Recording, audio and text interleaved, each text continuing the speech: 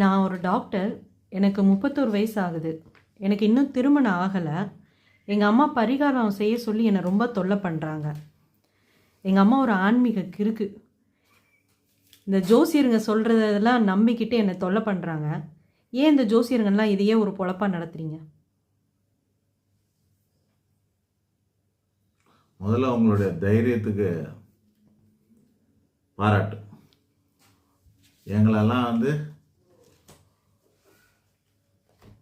எங்கள் மேலே நம்பிக்கை இல்லாமல் இருந்தாலும் எங்ககிட்டே கேள்வி கேட்குறீங்க. முதல்ல உங்கள் அம்மா ஒரு ஆன்மீக கிறுக்கு, நீங்கள் டாக்டரு. வயசு என்ன சொன்னார்? 31. 31 வயசு ஆயிடுச்சு, கல்யாணம் ஆகலை.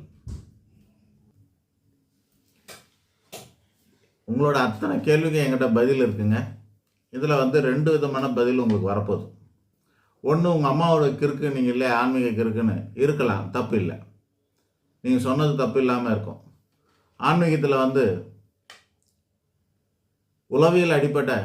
உளவியல் சம்பந்தப்பட்ட ஆன்மீகம் இருக்கிறது, அறிவியல் சம்பந்தப்பட்ட ஆன்மீகம் இருக்கிறது.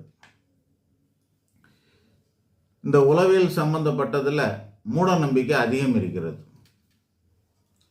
இந்த மூட நம்பிக்கையை உங்களை எல்லாத்தையுமே மூட நம்பிக்கையானதா நீங்கள் நம்புகிற மாதிரி ஆயிடுச்சு.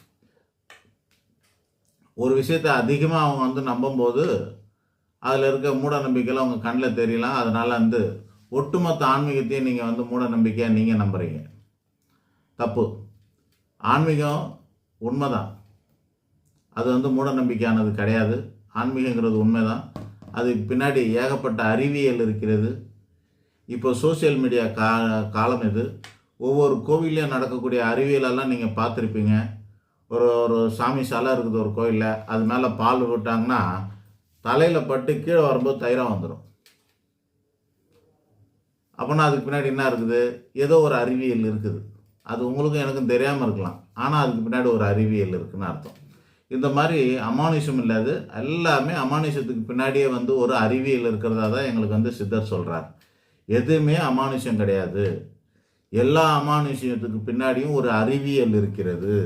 அந்த அறிவியல் உங்களுக்கு தெரியாமல் இருக்கும். இப்போ அணுங்கிறதே சில 100 வருஷங்களுக்கு முன்னாடி தான் அணு அப்படிங்கிறத உங்களாலெல்லாம் கண்டுபிடிக்க முடிஞ்சிருக்கும். அதோடைய இயக்கத்தெல்லாம் உங்களால் முடிஞ்சிருக்கும், பிரிக்க முடிஞ்சிருக்கும். இதெல்லாம் இருக்குது.